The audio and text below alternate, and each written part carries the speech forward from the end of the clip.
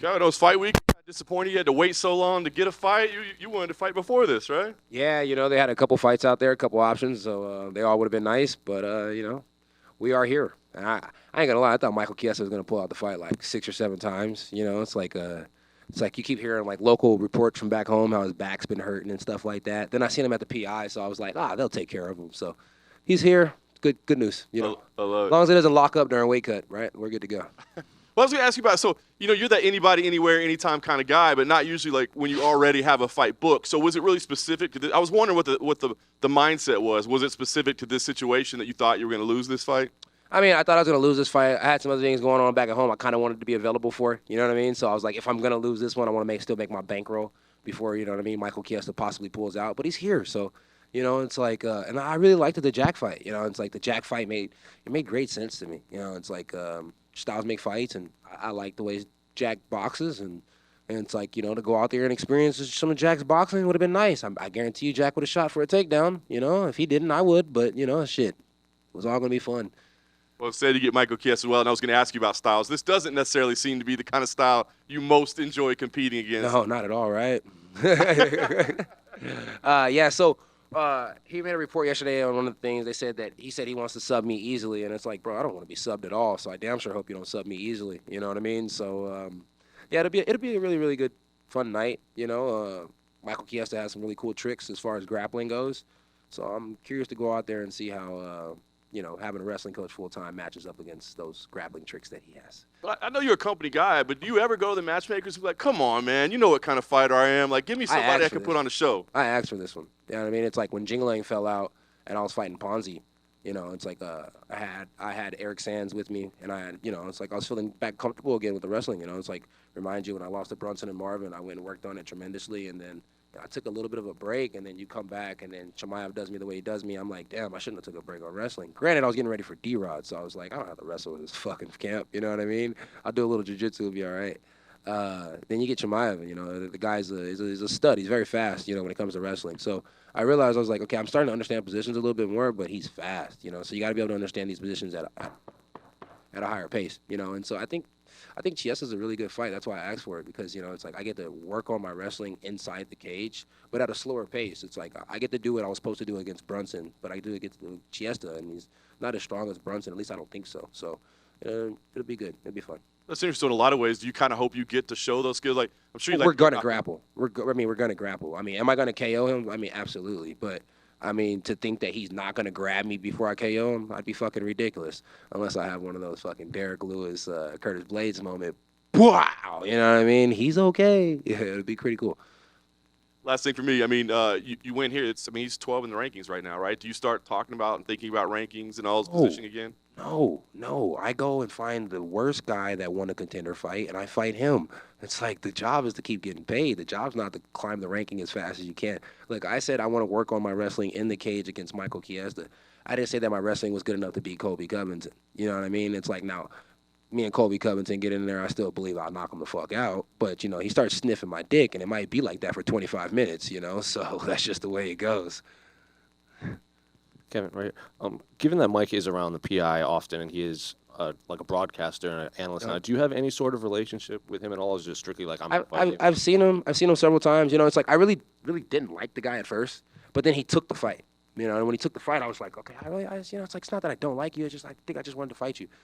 So it's like now I'm happy that he took the fight, and I'm very happy that we're gonna get the fight. So it's like when I see him, it's nothing but love and respect. This week it's fuck you, it's fuck me, it's fuck you. So it's like it's fuck everybody, but it's like nothing but love for the guy. I think he does a good job with his commentating and is working behind the scenes. But he's been away from the game for a while, and it's like, and he's coming back to a very active and attractive fighter, if you know what I mean. So it's gonna be a good one. It was just a professional grudge, not anything personal? Nothing personal whatsoever. It's like, if you think about it, it's almost like we did an NBA draft, right? We did a UFC draft pick, right? And it's like, they got Juliana Miller, right? An Ultimate Fighter winner, it looks good. We got Terrence McKinney, it's like, I like the trade, and the trade works really good for me for this fight. The trade, I don't know if it works good for them, it's like, but shout out to my Eskimo brothers. Let's keep it going.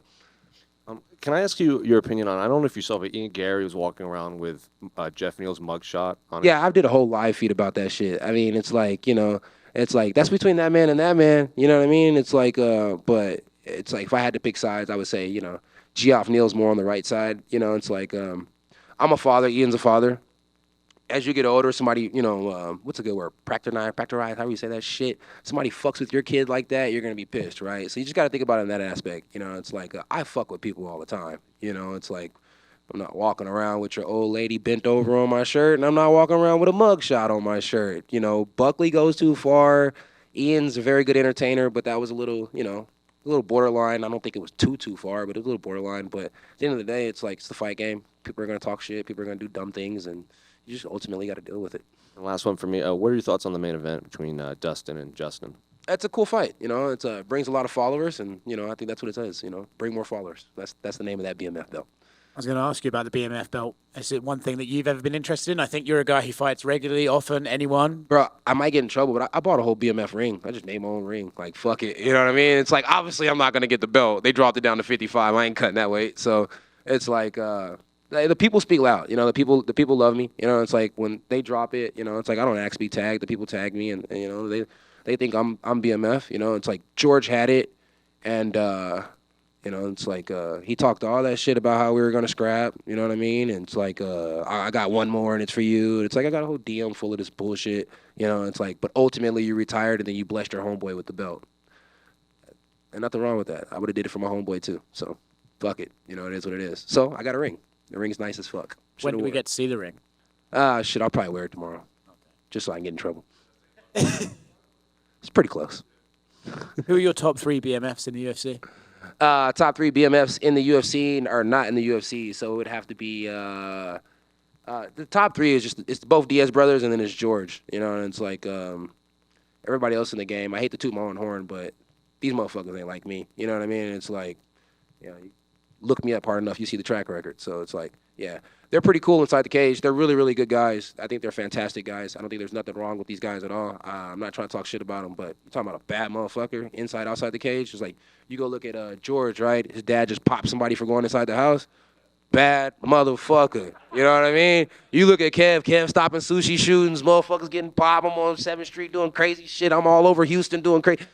Bad motherfucker. But I mean, it's like, if I start a charity drive, it's probably going to be because I was trying to cover up some shit. You get what I'm saying? It's not going to be because I'm trying to help some people. But that's just who I am. Hey, Kevin. What do you think of Jack's fight with Bassel? Who? Jack Della Madalena's fight with Bassel. His last fight? What do I think about Jack's last fight? Yeah, you start naming people. I don't keep up with their names. I'm not good. You know, I can hardly remember the girls I'm talking to's names. You know, it's like, give them nicknames. It works better for you. You know, don't want to get caught up. You know, styles make fights. Maybe a lot more people are going to be trying to wrestle Jack now. I think ultimately Jack just kept going for the guillotine. I kind of had him down on the scorecards, but it could have been a draw. You know, it's like that last round could have been like a 10-8. You know, it's like overall good fight though. Good fight. You know, it's a good fight. Thanks, man. That's a wrap. All right, appreciate you guys. Have a good one.